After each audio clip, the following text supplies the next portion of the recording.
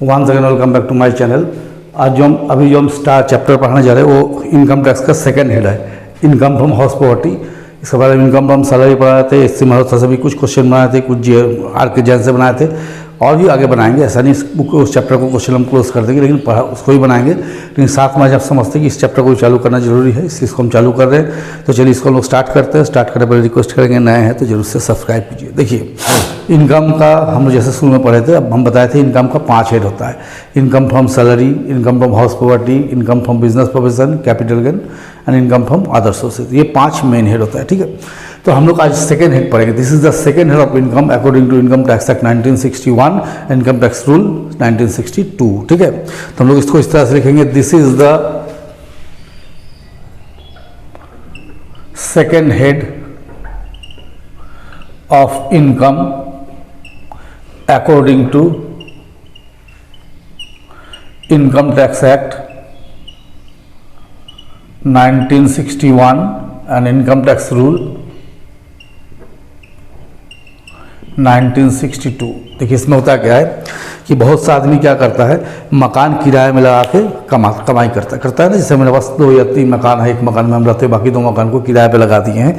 तो इस तरह का जो इनकम है इसको लोग हाउस प्रॉपर्टी में ले आते हैं, ठीक है। तो हाउस प्रॉपर्टी इनकम कंप्यूट करने के लिए आपको ध्यान देना हो, क्या हो गया कि आपका लैंड होना चाहिए, लैंड पे एक बिल्डिंग होना चाहिए और खुद आपको उसको ऑनर होना होगा। किसी और से आप भाड़ा में लाइएगा, जैसे हम किसी से भाड़ा में ले लिए और फिर उसको किसी और को भाड़ा में दे दिए, दैट इज सबलेटिंग। तो सबलेटिंग इस पर नहीं आता है, इसमें ओनर को, एसएससी को खुद ऑनर होगा, ठीक है।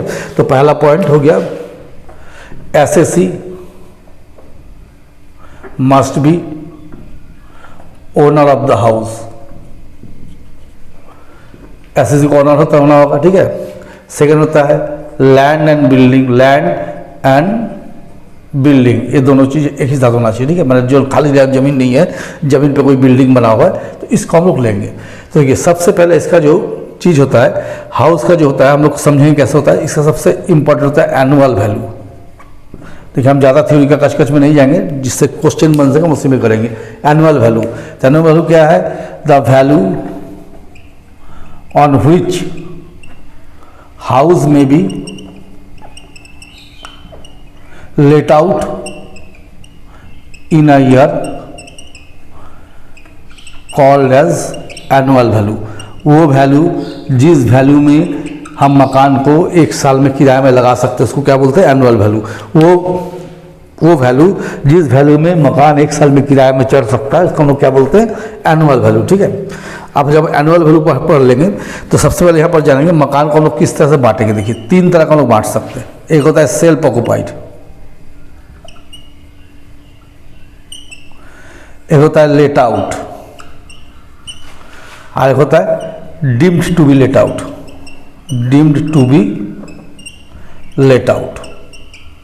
देखिए, सेल्फ ऑक्युपाइड मतलब क्या होता है, वो मकान जो एसएससी खुद अपने रहने के लिए प्रयोग कर रहा है, ठीक है। हाउस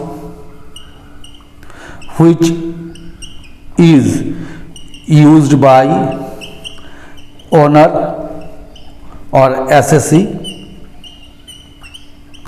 फॉर सेल्फ रेसिडेंस, अपने रहने के लिए यूज कर रहा है, उसको क्या बोलेंगे, called as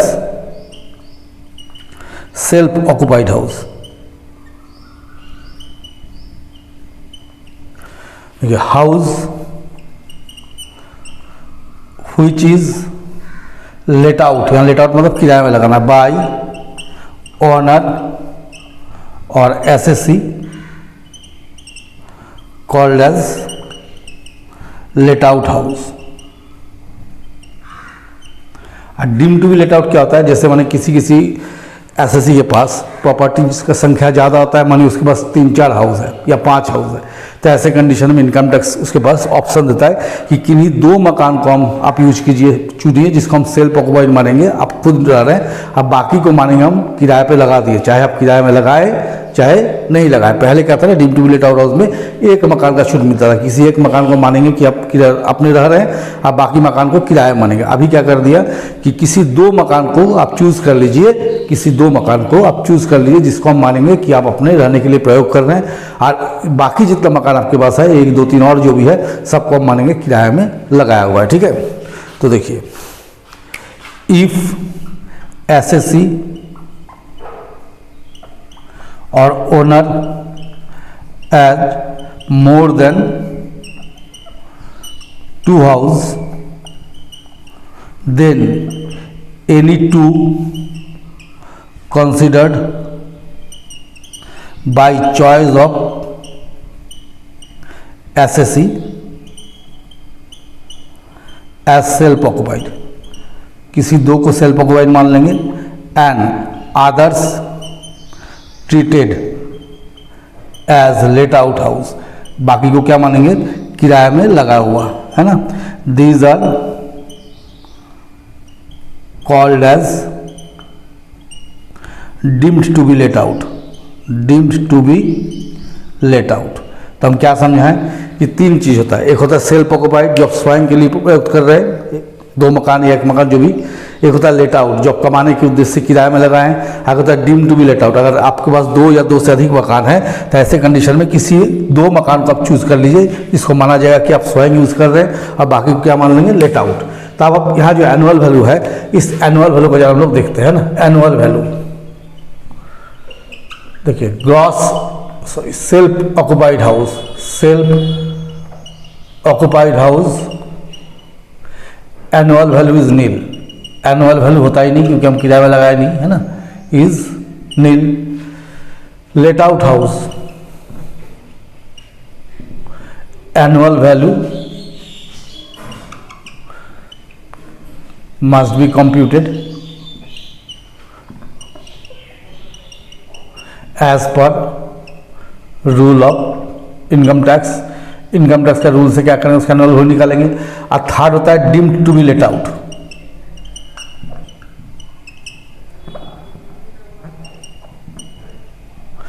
annual value computed as per income tax rule.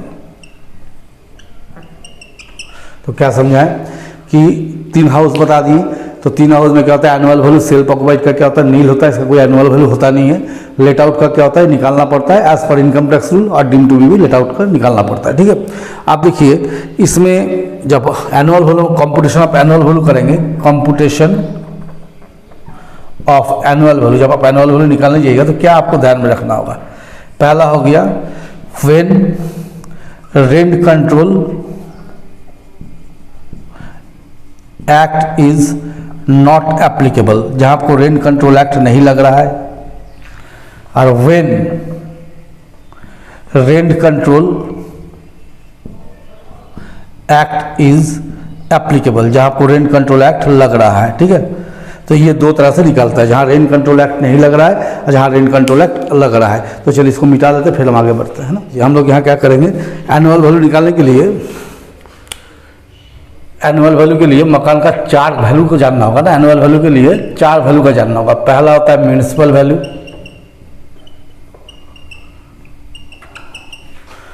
दूसरा होता है फेयर रेंट,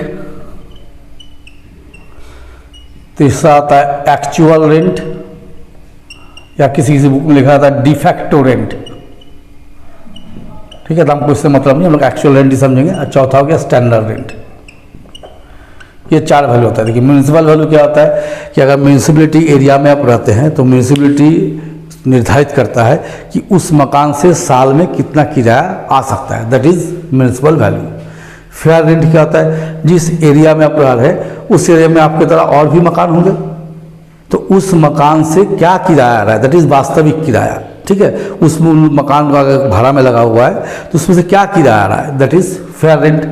एक्चुअल रेंट, आपने कितना में किराया लगाया, एक्चुअल आपको क्या आ रहा है। स्टैंडर्ड रेंट क्या होता है, जहाँ रेंट कंट्रोल एक्ट लगता है वो स्टैंडर्ड गवर्नमेंट की तरफ फिक्स किया जाता है, वो क्या है। ठीक है, तो ये चार वैल्यू के ऊपर हम लोग क्या होता है, एनुअल वैल्यू निकलता है। क्या क्या वैल्यू बताए, municipal value, fair rent, actual rent और डिफेक्टो रेंट, स्टैंडर्ड रेंट। तो देखिए हम वहाँ पर लिखे थे when rent control act is not applicable, when rent control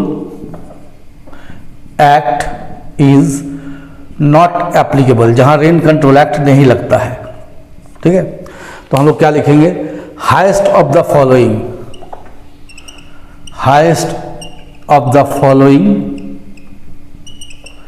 is taken as gross annual value, निम्न में से ज़्यादा होगा उसको क्या करेंगे हम लोग, ग्रॉस एनुअल वैल्यू लेंगे। क्या क्या, म्यूनिसिपल वैल्यू एक नंबर ये होता है, दूसरा फेयर रेंट, और तीसरा हो गया एक्चुअल रेंट। या स्टैंडर्ड रेंट नहीं लगेगा क्योंकि रेंट कंट्रोल एक्ट नहीं है, तो ये तीनों में से ज़्यादा होगा, हाईएस्ट उसको लेना है। ठीक है, तो जहाँ रेंट कंट्रोल एक्ट नहीं लगेगा वहाँ क्या करना है, निम्न में से जो तीन वैल्यू में से जो ज़्यादा होगा उसका हम ले लेंगे। अब देखिए, जहाँ when rent control act is applicable, when rent control act is applicable, जहाँ रेंट कंट्रोल एक्ट लगेगा वहाँ क्या करेंगे, तो इस पर हम लोग क्या करेंगे, स्टेप वाइज चलेंगे। जैसे लिखेंगे step number 1, taken highest of the following, निम्न में से जो ज़्यादा होगा उसको लीजिए। किसमें किसमें, म्यूनिसिपल वैल्यू, और दूसरा हो गया फेयर रेंट, इसमें से जो ज़्यादा होगा हाईएस्ट, कोई एक तो हाईएस्ट होगा, या तो ये होगा या तो ये होगा या तो ये होगा या तो ये होगा, जो भी होगा कोई एक होगा। Step 2, taken least of the following as expected rent, निम्न में से जो कम होगा उसको एक्सपेक्टेड रेंट पकड़ेंगे। जैसे fair rent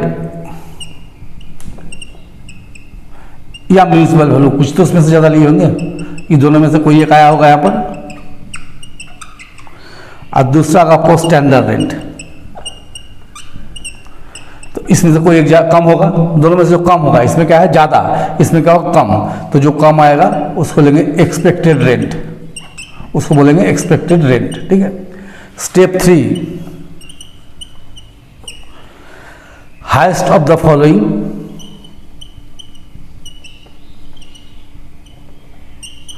is taken as gross annual value, निम्न में से ज़्यादा होगा उसको क्या करेंगे, ग्रॉस एनुअल वैल्यू लेंगे। ठीक है, तो पहले हो गया एक्सपेक्टेड रेंट,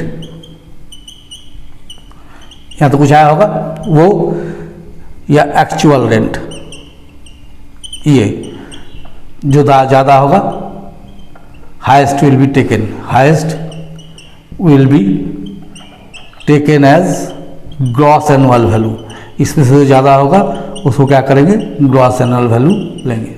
तो हम क्या समझाएं, फिर से वो समझ लीजिए कि वो rent control act is not applicable, जहाँ रेंट कंट्रोल एक्ट नहीं लगता वहाँ कोई झमेला नहीं है। तीन value, municipal value, fair rent, actual rent, जो ज़्यादा होगा उसको ले लेना है। लेकिन जहाँ रेंट कंट्रोल एक्ट है वहाँ आपको निकालना पड़ेगा। तो पहला स्टेप में क्या करना है, taken highest of the following, दोनों में से ज़्यादा होगा, म्यूनिसिपल वैल्यू या फेयर रेंट, उसमें से ज़्यादा होगा उसको ले लीजिए। उसका taken least of the following as expected rent, यहाँ जो हाईएस्ट आया हुआ है उसको यहाँ लिख दीजिए, और स्टैंडर्ड रेंट, दोनों में कंपेयर कीजिए, जो कम होगा उसको एक्सपेक्टेड रेंट लिखिए। और तीसरा स्टेप में highest of the following as gross annual value, expected rent या एक्चुअल रेंट में जो ज़्यादा होगा उसका लोग क्या करेंगे, ग्रॉस एनुअल वैल्यू ले लेंगे। ठीक है, तो देखिए म्यूनिसिपल वैल्यू या fair rent must not be exceeding standard rent, इसलिए इसको इस तरह किया जाता है कि ये माना जाता है कि फेयर रेंट और म्यूनिसिपल वैल्यू स्टैंडर्ड रेंट से अधिक नहीं हो सकता है, इसलिए एक्सपेक्टेड रेंट में क्या करते हैं हम लोग, लिस्ट वाला पोर्शन लेते हैं। चलिए इसको मीटा का थोड़ा सा है, देखिए चाहते तो हम किसी भी चैप्टर को डायरेक्ट क्वेश्चन मार सकते हैं, ऐसा नहीं, हम चाहते हैं हम जब पढ़ा रहे तो पढ़ाई की तरह ही पढ़ाए, ताकि बच्चों को जैसे यहाँ पढ़ाते हैं बच्चों को वहाँ भी समझ में आए। तो चलिए इसको मीटा का थोड़ा सा बचाओ, उसको करते फिर हम लोग नेक्स्ट क्लास में इसका डिडक्शन पढ़ेंगे और क्वेश्चन बनाएंगे। ठीक है, तो चलिए तब तक बने रहिए। अब देखिए यहाँ पर हम लोग क्या करेंगे, ग्रॉस एनुअल वैल्यू निकाले। अब computation of annual value, computation of annual value, चाहे देंगे gross annual value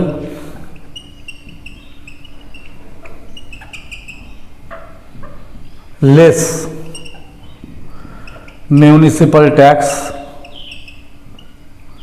paid by owner और एसएससी, लेस कर देंगे तो ये जो आएगा ये हो गया एनुअल वैल्यू। देखिए less municipal tax paid by tenant is not considered for computing annual value। तो क्या लिखे हैं कि म्यूनिसिपल टैक्स अगर आपको एसएससी या ओनर पेड करा तो ही लेस करना है, अदरवाइज अगर टेनेंट पेड करता है तो लेस नहीं करना है। ठीक है, आप जैसे यहाँ पर हम लिख देते हैं computation of income from house property, इसका डिस्कशन हम आगे करेंगे नेक्स्ट क्लास में, लेकिन यहाँ लिख देते हैं computation of income from house property.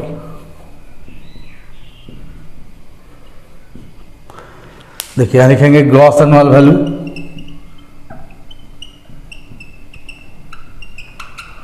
कितना है, less municipal tax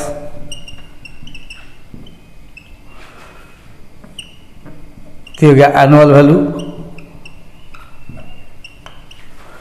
less deduction. Deduction में आपको दो ही डिडक्शन मिलता है, बाकी कुछ नहीं मिलेगा ना। नंबर 1 था स्टैट्यूटरी डिडक्शन,